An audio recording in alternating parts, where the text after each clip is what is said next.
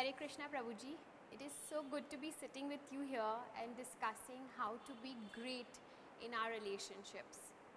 In the world we are living in today, there are so many distractions, there are so many viewpoints, and there are various ways people are handling their relationships.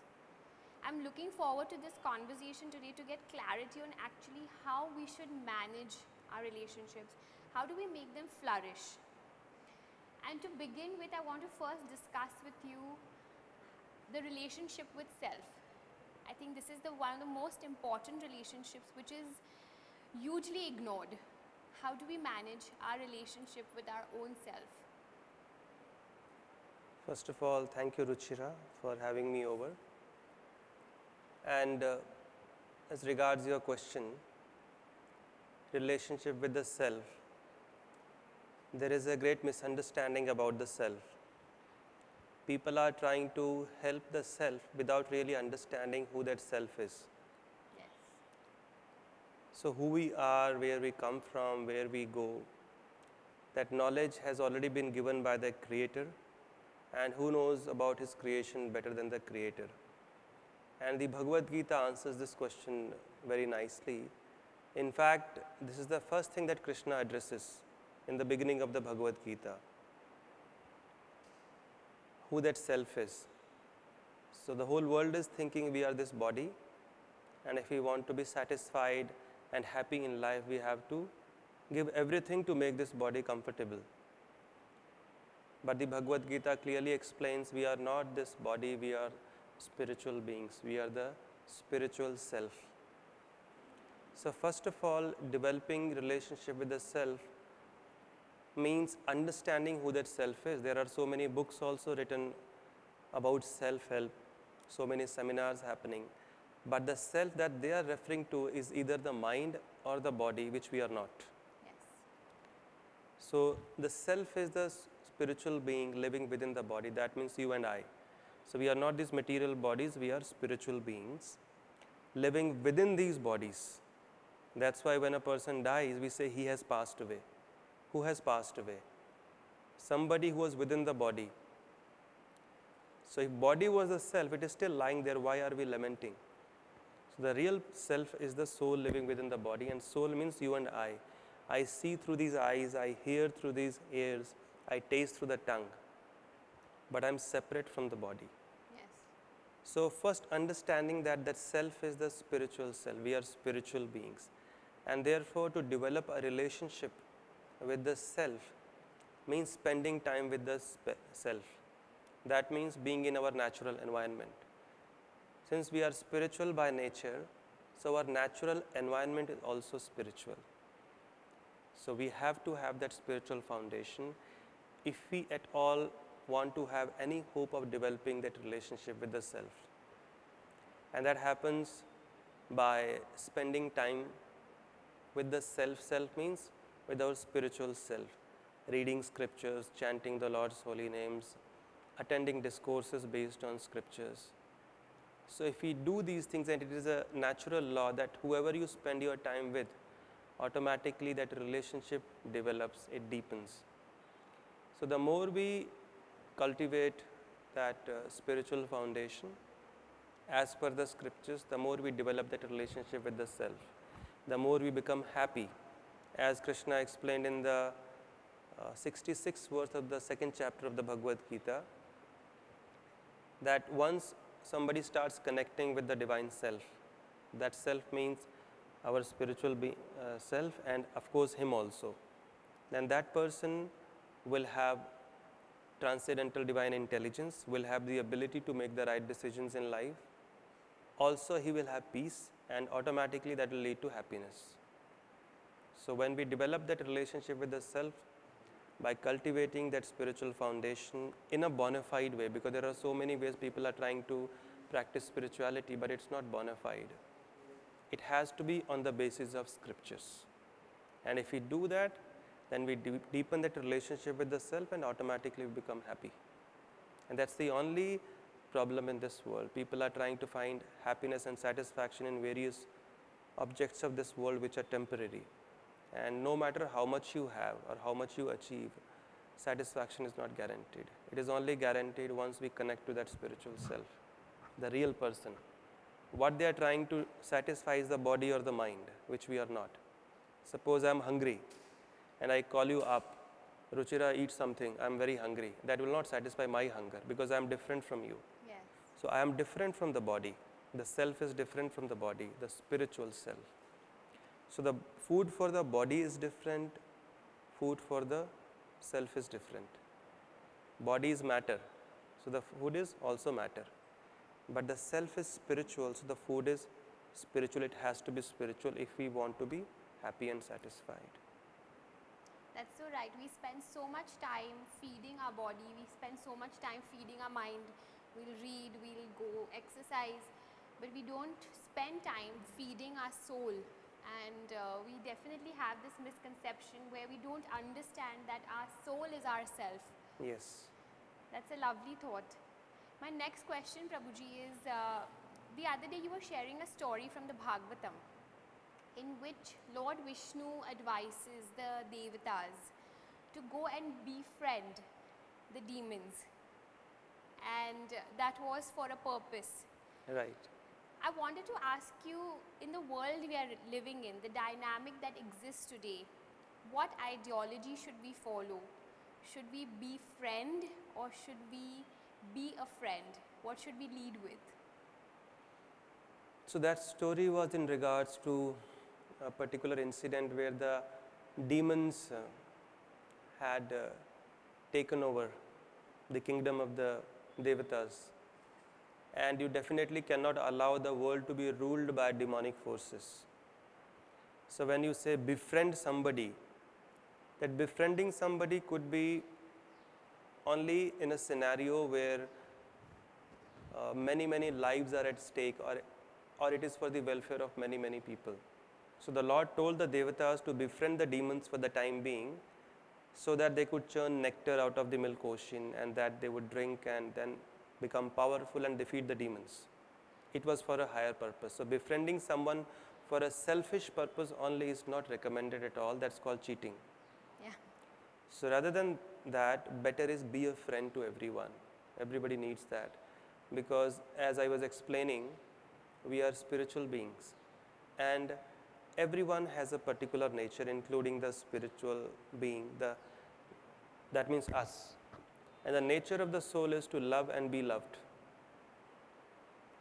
So we have to be a friend to everybody.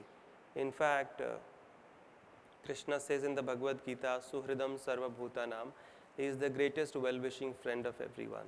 A friend in need is a friend indeed. So that means whenever there is a need, we should be there for others, selflessly. So rather than befriending somebody for a selfish purpose, we try to be a friend for his welfare, to help him, to help him when he is in need. And it is a system within the universe that if you help somebody, now that person may not be in a position to help you back. Sometimes we think, but how will he or she help me back? You help somebody, the other person may not be in a position to help you back, but that help will definitely come back to you from some other source. Yeah. So what you give to others, it comes back to you, may not be from the same source. Similarly, if you hurt others, if you cheat somebody, the other person may not be in a position to cheat you or hurt you back, but that pain that we have caused to somebody, it will come to us from some other source, definitely who is in a position to hurt us back. So what goes around comes around. If you are a friend to somebody, somebody else will be a friend to you. The help will come. Yeah. So keep up the good work, and we continue on that path. We don't necessarily take up that path of cheating, Right. which when it is for a selfish purpose. However, when it is for the purpose of helping thousands of people, hundreds of people, then it's called diplomacy, transcendental diplomacy. That you're not doing it for your own purpose, it is for somebody's welfare. So we have to look into our own heart, why we are engaging in a particular type of act. Because ultimately, in the long run, the intention matters more than the act. Definitely. Yes. I'm just going to adjust this 1 second. So So that's a beautiful thought, Prabhuji. Actually, that really struck me is even sometimes we feel some pain is being inflicted on us, but we won't be able to kind of do the right. But you said there's a higher being which will take care of it, and there will be someone else who will kind of strike that balance in the world. Yes, yes. And similarly for the good, if you do the good, there'll be somebody who strikes the balance, even if the person you're being kind to and good to is not able to reciprocate. Usually we are good with an expectation that the other person will be good to us too, Yes. or give back in a way. So that leads me to my next question, Prabhuji, about toxic people. There's a lot of chatter about leaving the toxic people behind, the people in your life who create that negativity. So you read anywhere, any Instagram post, or you go online on any of the handles, it'll always say, leave the people, exit the relationship, move ahead. But there are so many places where you cannot exit the relationship. So how do you be in a relationship with someone who is toxic for you? Yes, you are right when you said that there are so many toxic people, how many people you will leave, Yeah. especially if you are living under the same roof. Yes. That is where spirituality comes into picture. Because one scenario is where you keep fighting with every toxic person. And second is you rise above all this.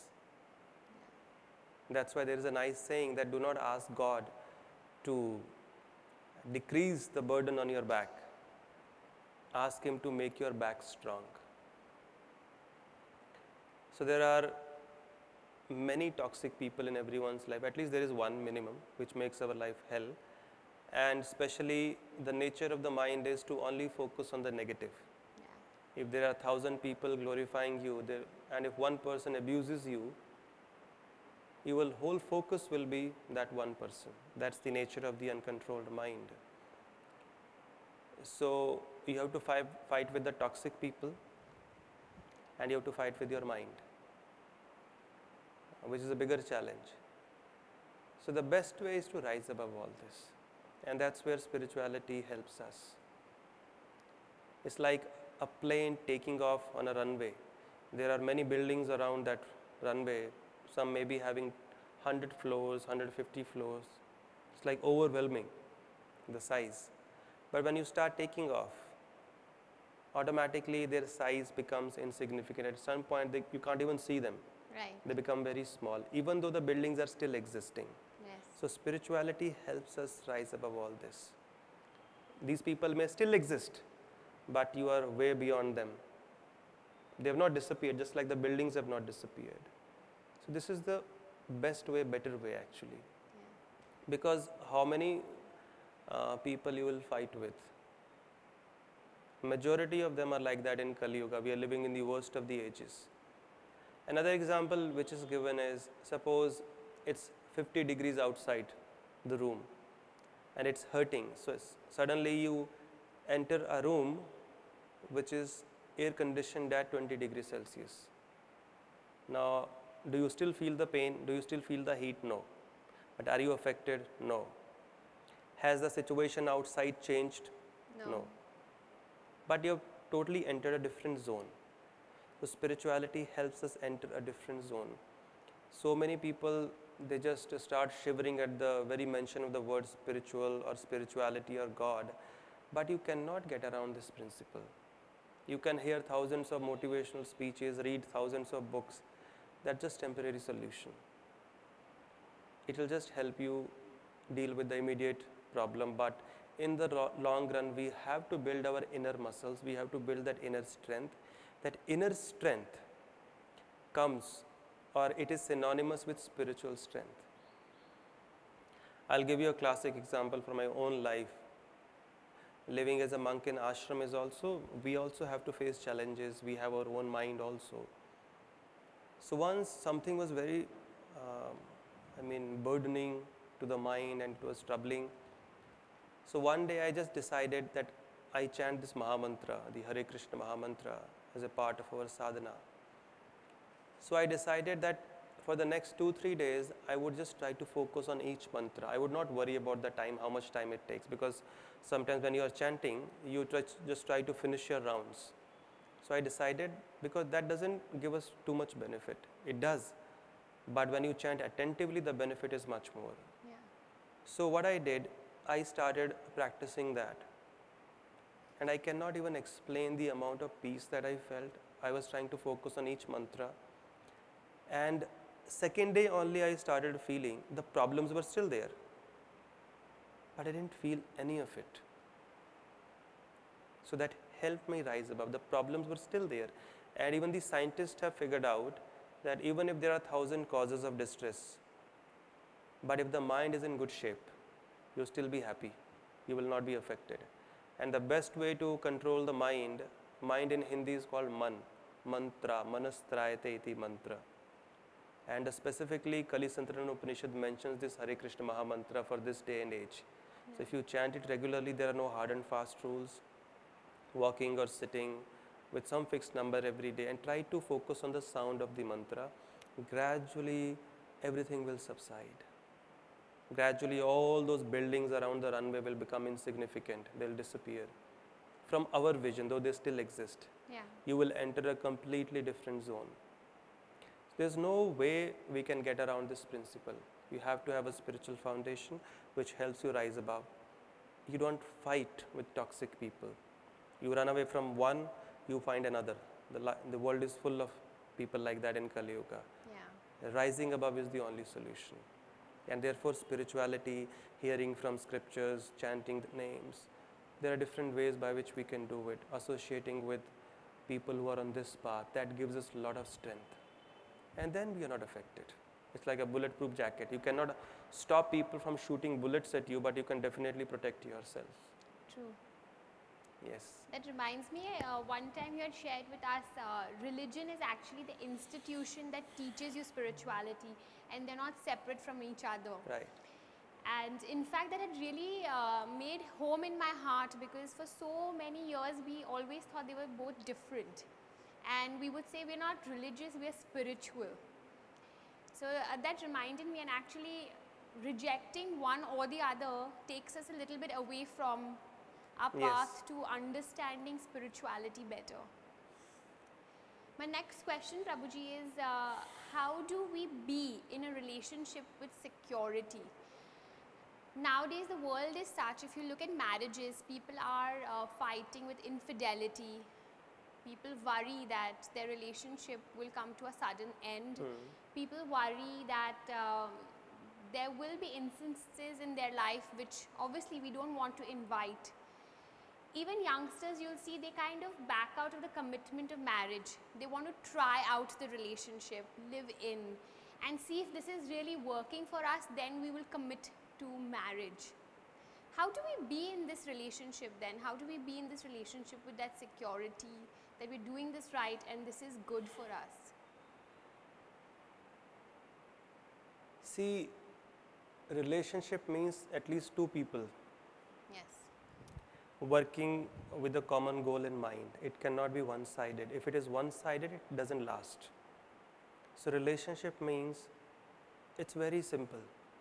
Both the parties are thinking about each other's pleasure rather than their own pleasure. That makes a relationship secure. Right. But as soon as we start thinking about how can I get my happiness, he doesn't understand me, he doesn't please me, she doesn't please me, the problems start. So a relationship has to be built on this principle where we are only thinking about the pleasure of the object of our service. Relationship involves service. To love means to serve, and to serve means to please. We never think of it like this. So We that's always why think, yeah, that's why the problem is there.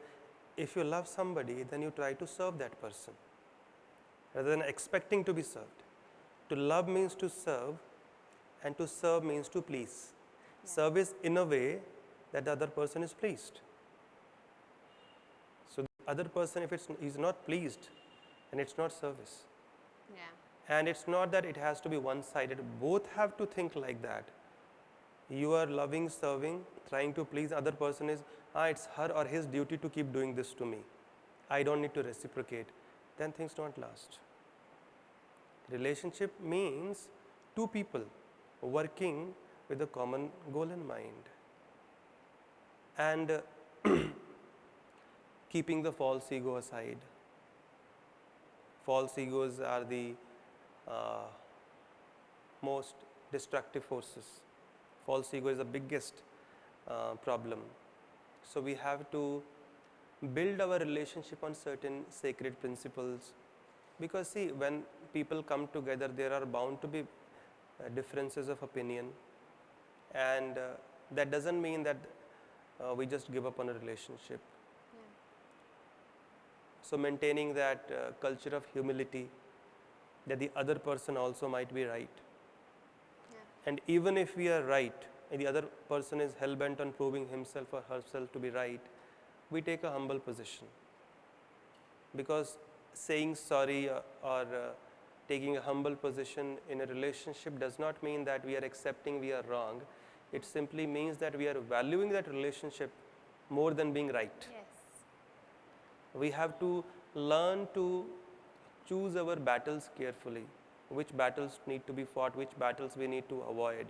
Especially the battle of false ego. We don't need to win every battle. Especially the battle of false ego, it's good that we lose it. And whoever loses the battle of false ego is the winner. So security comes when you're expecting too much, when we are just expecting, and both parties are not understanding. Yeah. So therefore, it's okay, you can spend your time trying to understand each other, but unless a relationship is based on certain sacred principles, and they are the foundational principles, and both parties agree upon those certain principles, the environment in Kali Yuga is such that this is called Kali Yuga. Kali Yuga means Kalah Pradhan Yug. There is quarrel and disagreement for no reason. You don't need a reason to quarrel with each other. You can blame it on the age. So in such an environment, you have to be extra careful to maintain that relationship, to remind yourself again and again about the sanctity of the relationship. You can always go back and think about why first of all you started this relationship. That will help you. Yeah. It should not just be based on externals, it should be based on those certain principles in the long run. Service to each other, sacrificing our false ego, spending time, quality time. And the fourth and the most important is spiritual foundation. Foundation is spiritual. That's why they say a family that prays together stays together. So if you do not have that foundation only, then even if you build 1 floor or 70 floors, the building won't last. So you cannot get around this principle. Spiritual foundation is a must. Where the family is regularly coming together to cultivate this foundation, to build this foundation, to strengthen this foundation time and again. And it's not difficult at all. It's very simple. You don't have to give up anything from your life. Spiritual life is not a life of rejection, it is a life of connection. You just have to add this little dimension to your life and everything falls in place. Right. So security, insecurity is just based on selfishness when we are only worried about ourselves. When you want to just take. But if you are thinking about giving only, then why should you be insecure? Because you are focusing on things which are within your control. Yes. Just giving love, and the other party also has to think like that. It's not like they say ek haath se tali nahi bajta hai. So both have to be equally committed.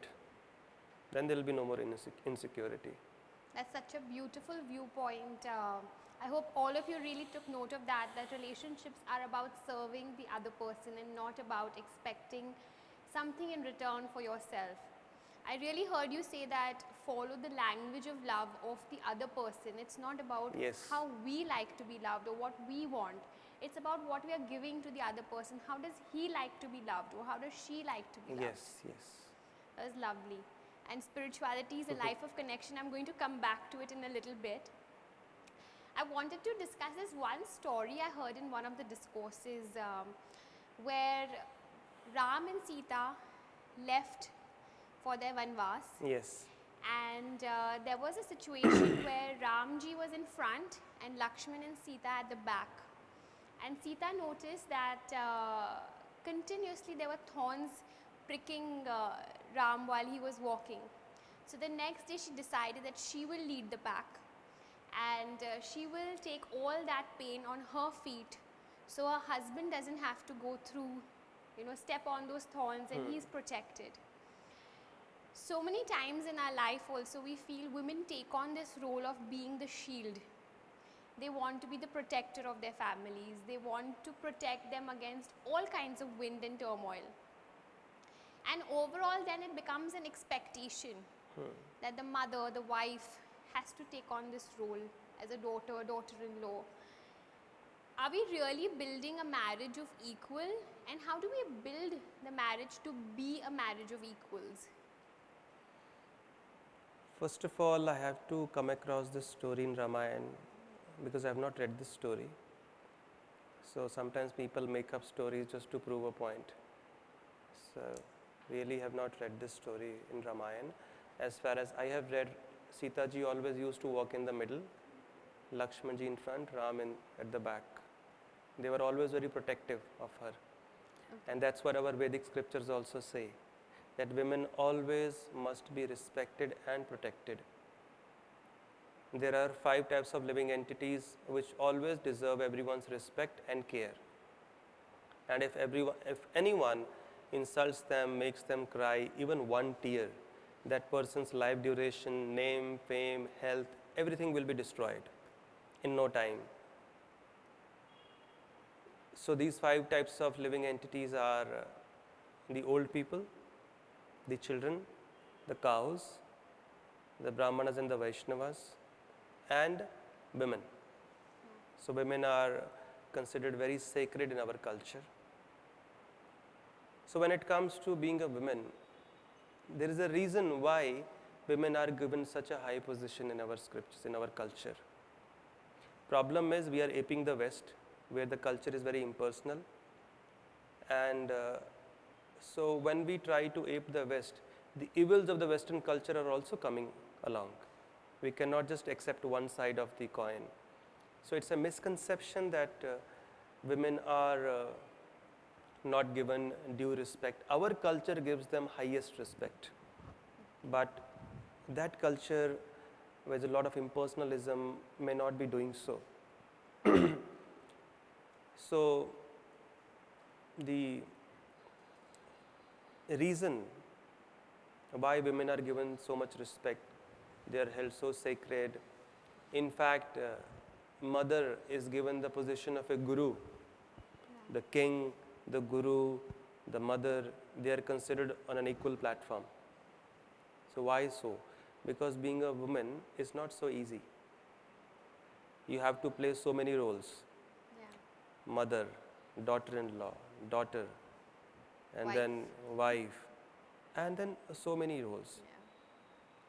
So it is also a misconception that being in these roles means you are not doing anything. These are the most sacred roles which women have been blessed with, responsibilities. And responsibility किसको दिया जाता है? जो ज़्यादा qualified होता है. Yes. The more you deserve, the more you get it. And therefore, playing these roles, yes, women are expected to play these roles, and they do it pretty well.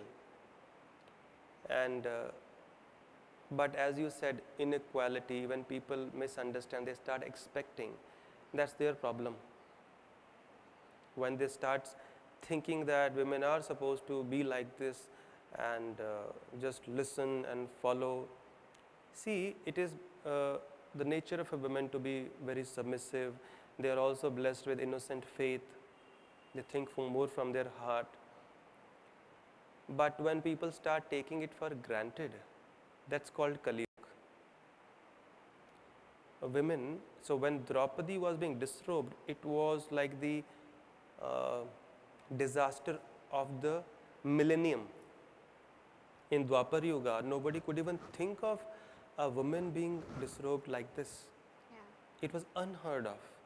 And that's when Krishna decided to destroy the entire Kaurava race. Till then, he was just tolerating, although so much has been done against the Pandavas. But that's when he decided a woman has been insulted, so this entire race and anybody who supported them, including Bhishma and Drona, they should be killed.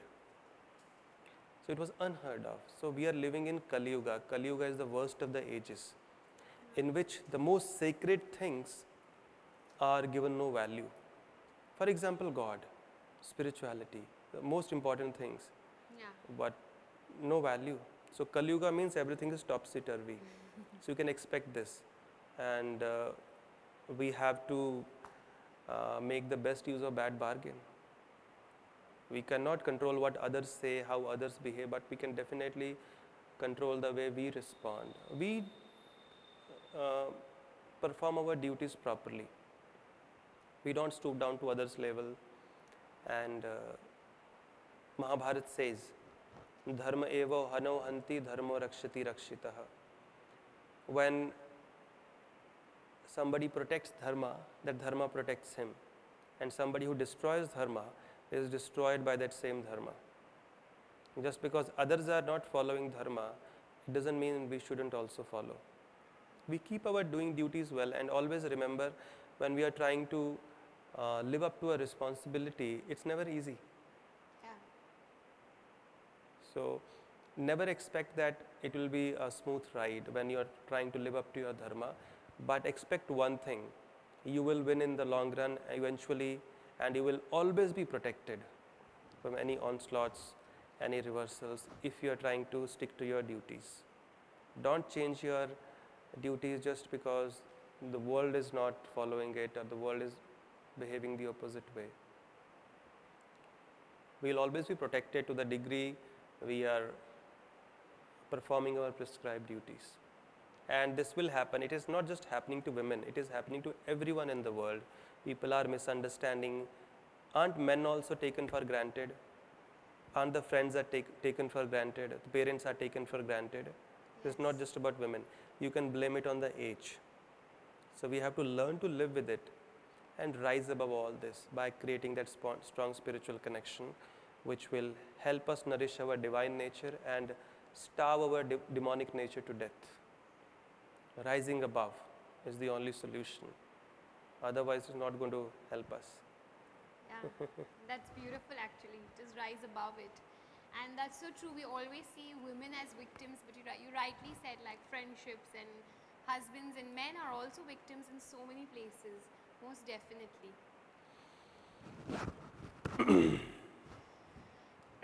Is it important to have a child to be a parent? Where I'm coming from is, in the new generation, a lot of couples are choosing to not have children. They'll adopt a dog or a cat and then say, this is my baby now. Is it really needed to give birth, and is it really needed to take the role of a parent to a child? That's everyone's personal choice, but I'll give the scriptural angle. So if you read the scriptures, and when we talk about the principles mentioned in the scriptures, it does not mean that they are not applicable today. 2 plus 2 was 4 in Dwapar Yuga also, thousands of years ago. 2 plus 2 will be 4 after thousands of years also. So you see Dasharath Maharaj, he was very worried. Why? Because he did not have a son, he did not have a child to carry on his family lineage. Same thing we find in the Bhagavatam also. There is a king of the name Chitraketu, he did not have sons.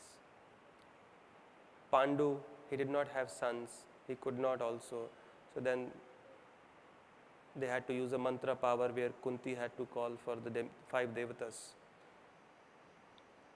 So it was considered important to carry on the family lineage, because after we pass away from this world, even if we are stuck somewhere, the soul is stuck because of our past karma, then those who are our descendants, they can perform certain activities by which we can be relieved of our suffering, because the journey of the soul continues. So if there is nobody behind, who will do it for us? We will remain stuck.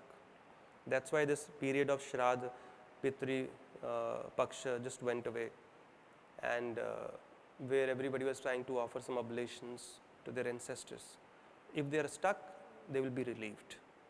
So that's why the kings were worried always, and that's how the family lineage is also worried. Now talking about, okay, I will not have any children, I'll have a dog or a cat as my pet. That's very dangerous.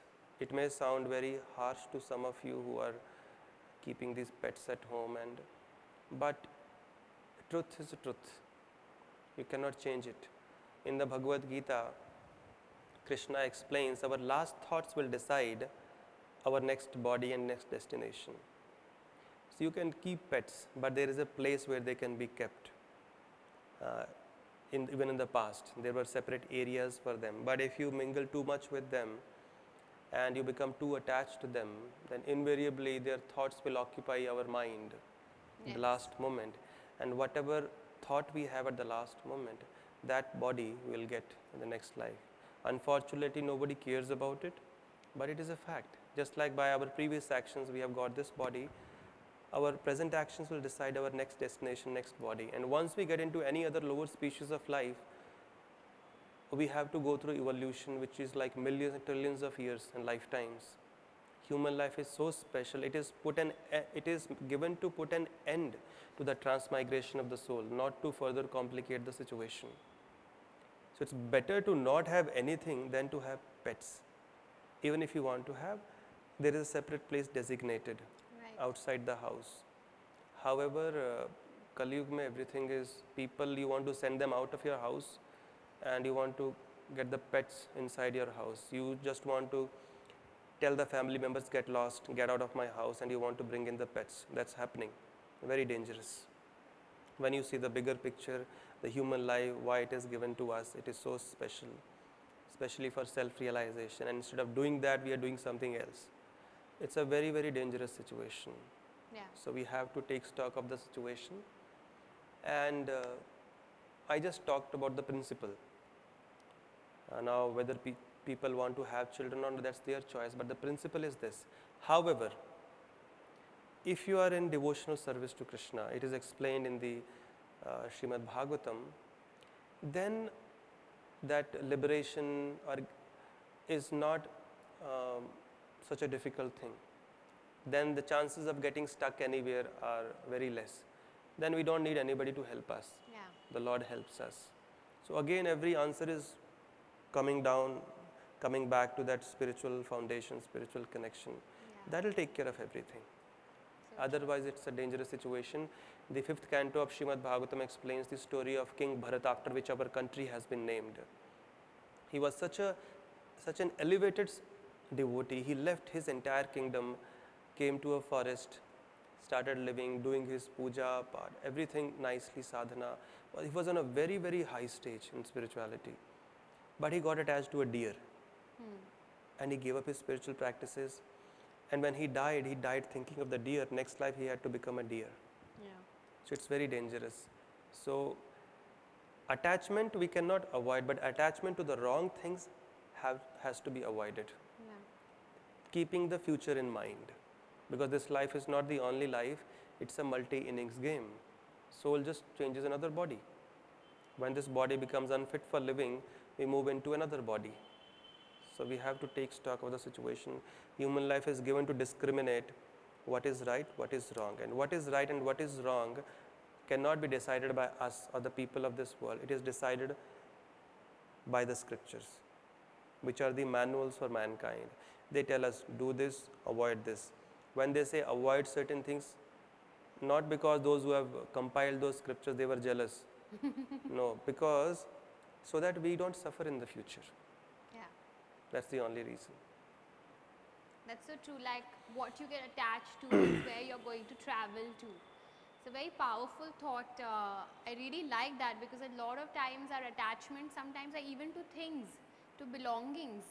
You see so many people who are so possessive about what they own, That's such a powerful thought for them to reflect on, is what you are getting attached to is where you're going to land up.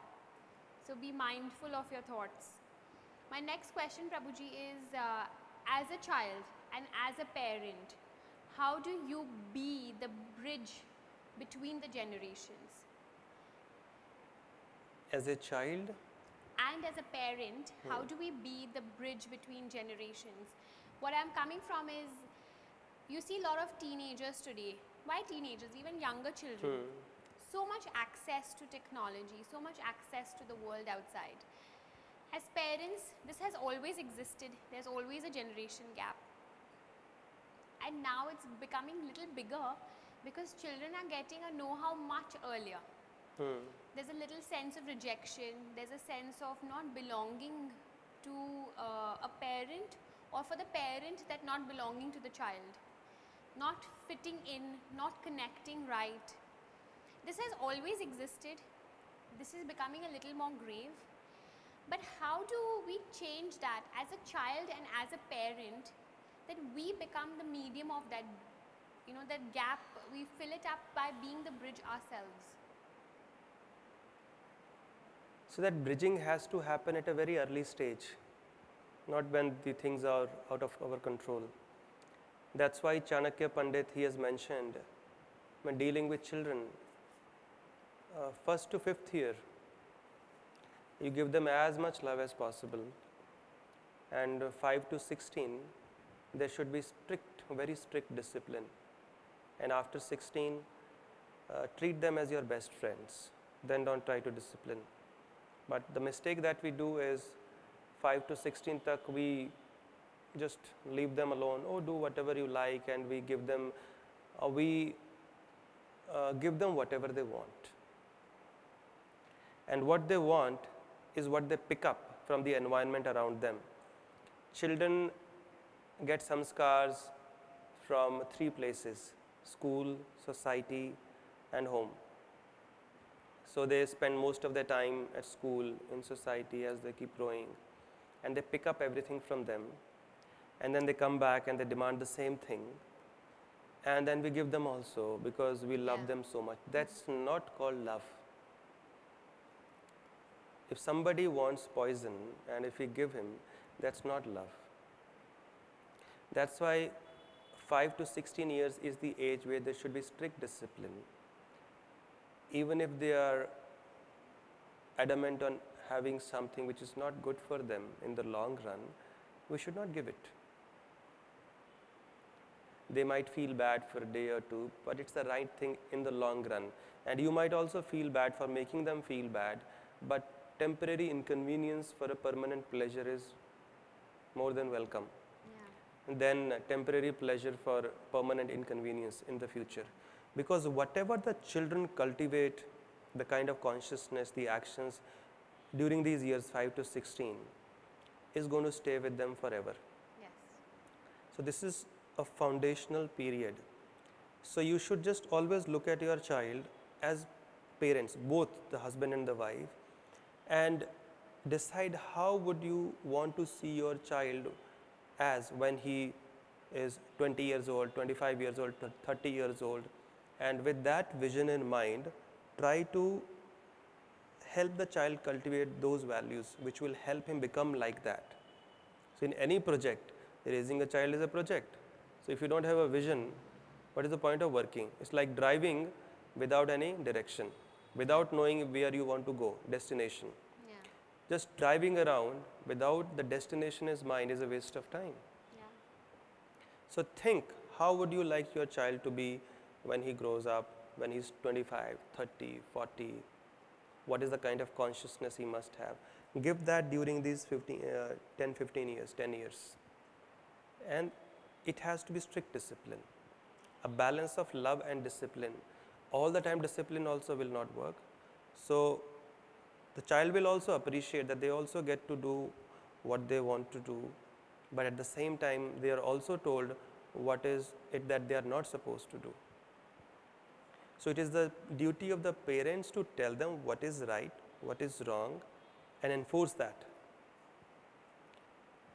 So like in my house, we were always told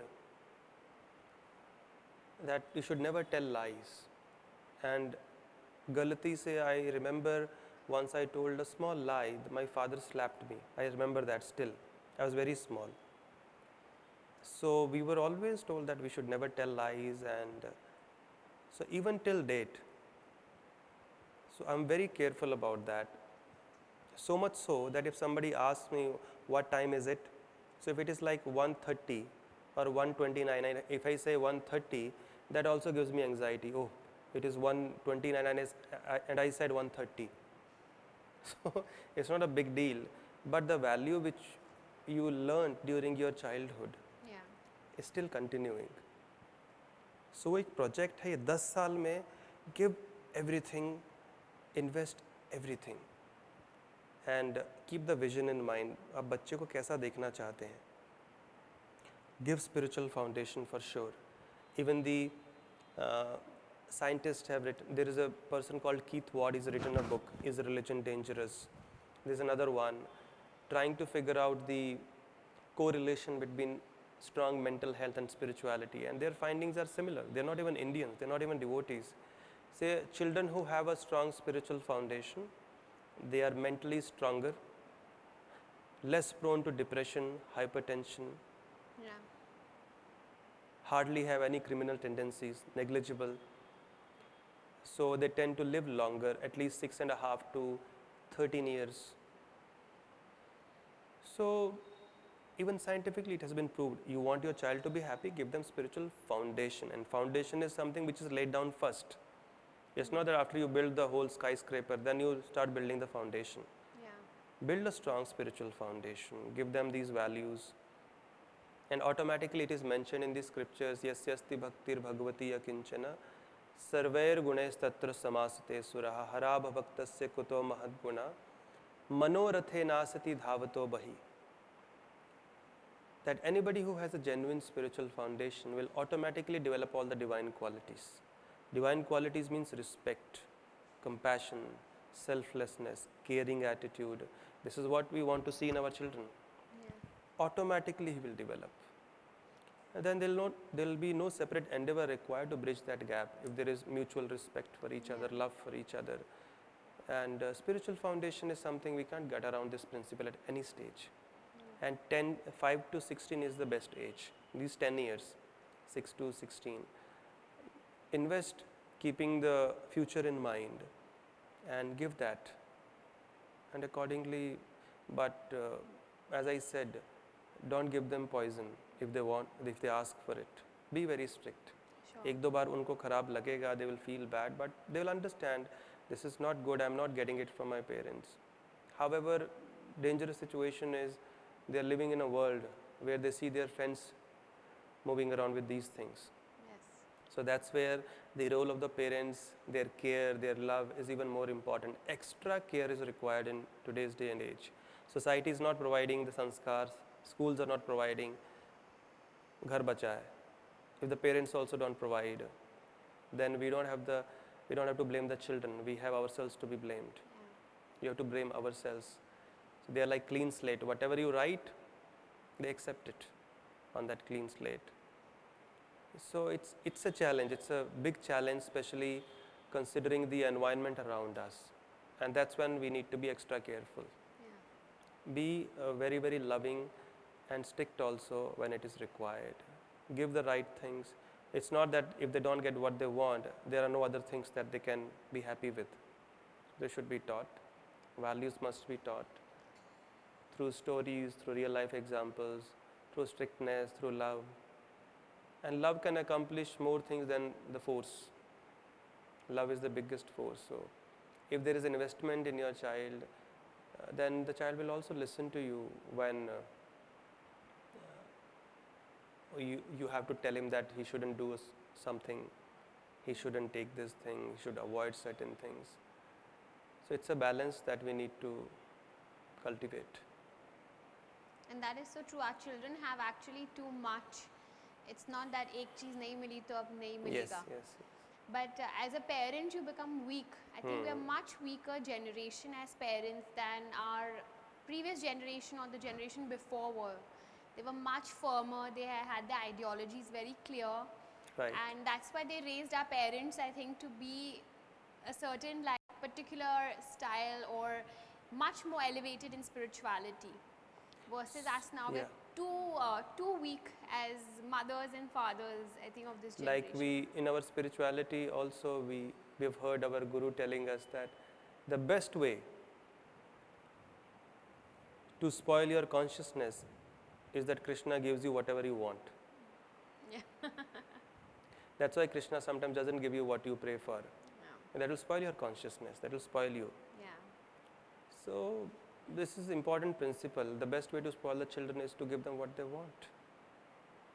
Now, as mothers, parents, all of us have to think about it, that momentary pleasure for a long-term pain, what do we want? Yeah.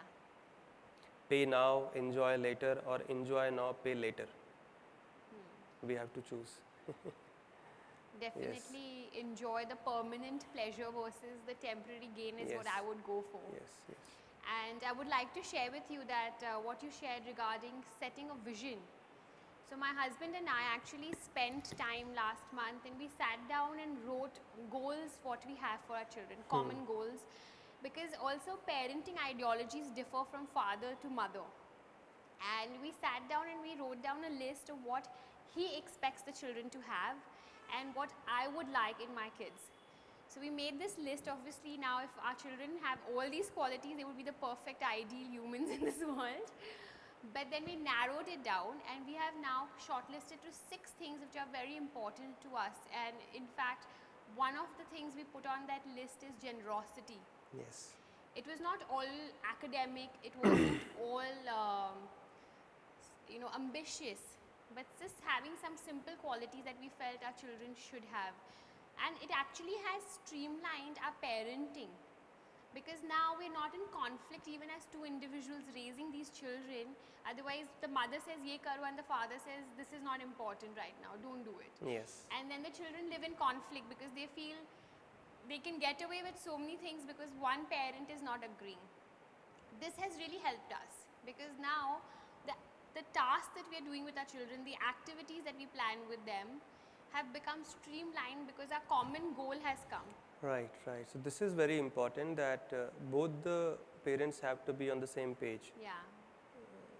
So why things get spoiled is the mother is strict and the child runs to the father. Father says, it's okay, okay, I'll give you what you want. Yeah. And that makes the mother a villain and that doesn't help the child grow in the right direction. So Yeah. both have to be on the same page. And the child, when he knows this, he knows he can't run up to anybody else except the parents. Yes. So naturally, when both the parents are saying the same thing, he has no other choice rather than to accept it. Yeah. So both have to be equally committed to this. I hope you've also taken note of it, that align your ideologies as parents, as father and mother together. No one parent needs to be a villain, but having clarity and having your ideology set in the same direction will help you raise better individuals with clear mindset and actually happy children. My next question, Prabhuji, is actually very personal because it comes from me as a daughter. How can one continue to be a daughter even when they've taken on the role of a daughter-in-law? We fail so many times to perform our duties as a daughter because we're so busy with our married home. Once we are married, our family builds, we get busy with children, we get busy with the needs of our husband. Because we live in this home, the needs of our in-laws are always important. The needs of self are also important. So we are so busy in all of this that somewhere we ignore our parents or we're not able to contribute in a very big way. So how can we continue to be that daughter who they also need? Especially I feel it because my parents have 2 daughters. They don't have a son who's built a home around it. So yes, when the responsibilities increase, you cannot give the same amount of time to an individual which you used to give initially, and that requires understanding from both the sides. Secondly, the best way to live up to the responsibility of a daughter is, of course, living by the values that we have been taught by our mother and father. That's the best way to reciprocate. Yeah. See, in spiritual life also there are two things. One is called Vapu, one is called Vani. One is called physical association, one is called association by following the instructions.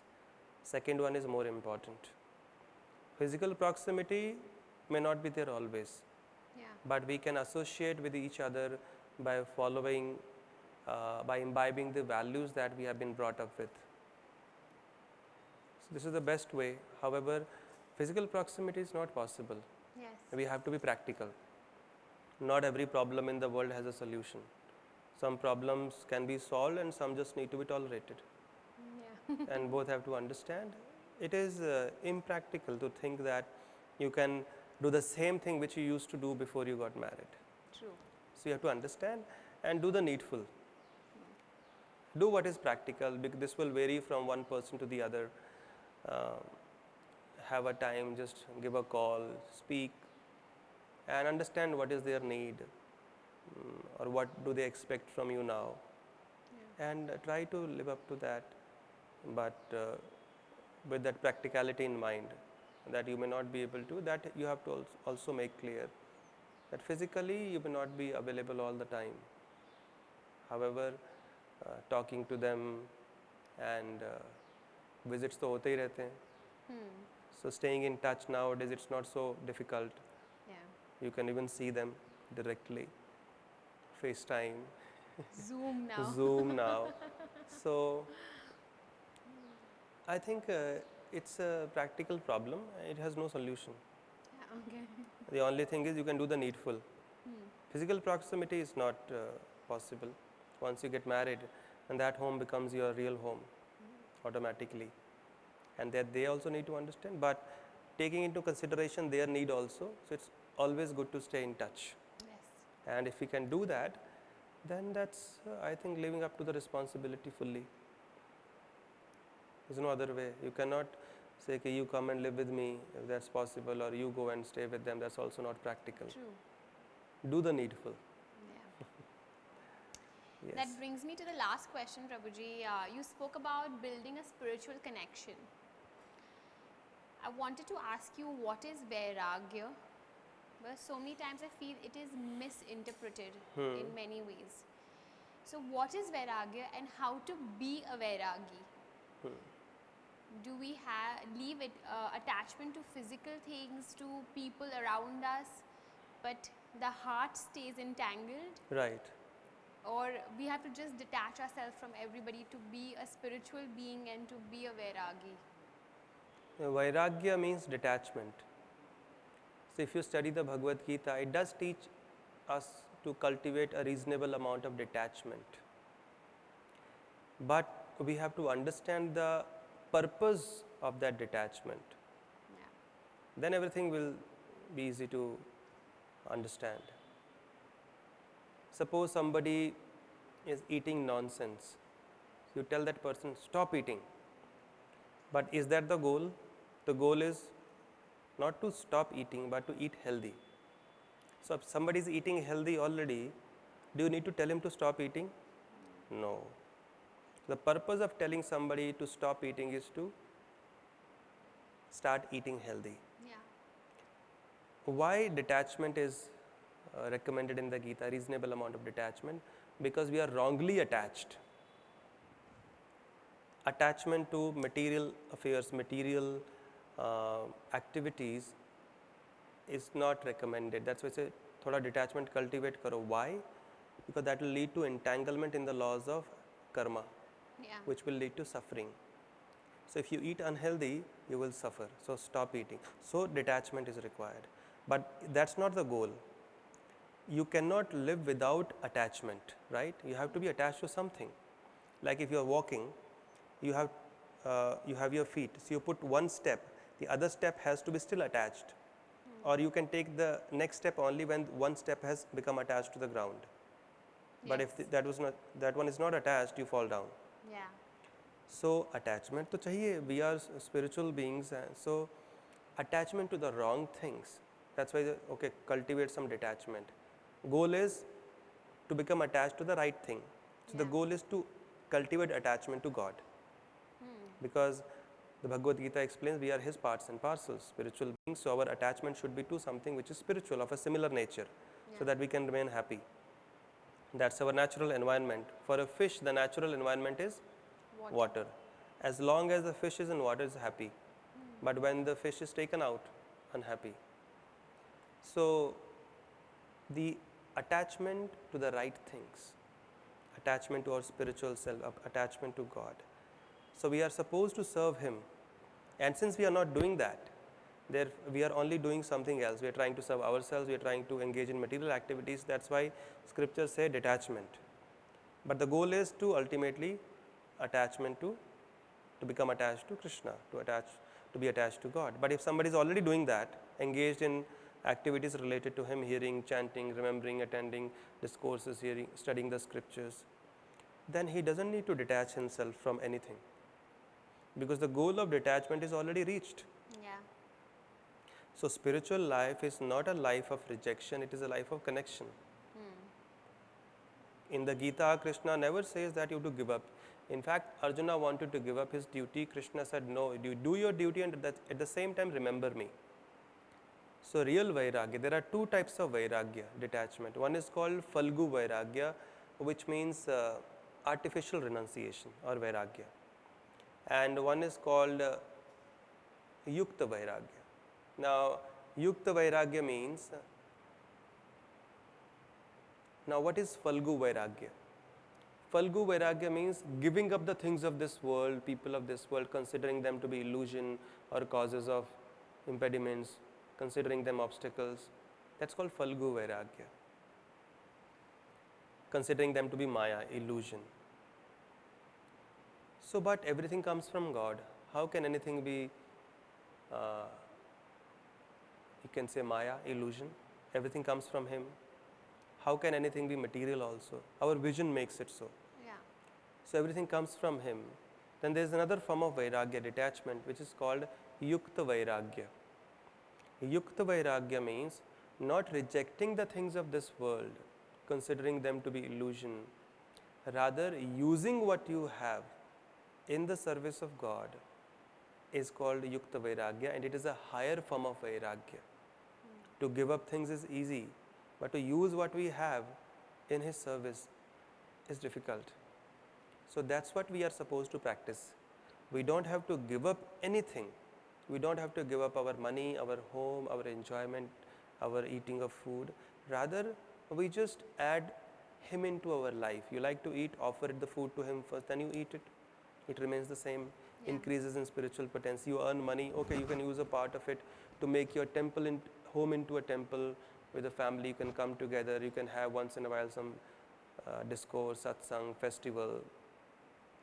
So this way you have money, you use a part of it in His service. So this way you don't have to give up anything. You can enjoy, you can earn money, do whatever, but you connect with Him also, with whatever you have. Yeah. So real detachment does not mean giving up. Real detachment means attaching ourselves to Him and His service, His activities related to Him. Hare Krishna. That was lovely, Prabhuji. Thank you so much for this lovely discussion. I'm taking home several points about building a connection and attachment versus rejection. Spirituality is not a life of rejection, but a life of connection. Leading by being a friend versus befriending people for selfish motives. I thought that was a beautiful thing and so apt for our times where we are always in a struggle to be the one ahead and achieve a little bit more. So that's not the way to go. The way to go is be a friend to everybody. And as a parent, don't feel guilty if you are a disciplinarian and of course a loving mother and father. That balance is going to create a permanent pleasure for your children. It's a temporary loss of enjoyment, but it's a definite gain in the future and in the time to come. With that, we end our discussion for today. Thank you for joining us. Thank you very Hare much. Krishna, Prabhuji. Hare Krishna.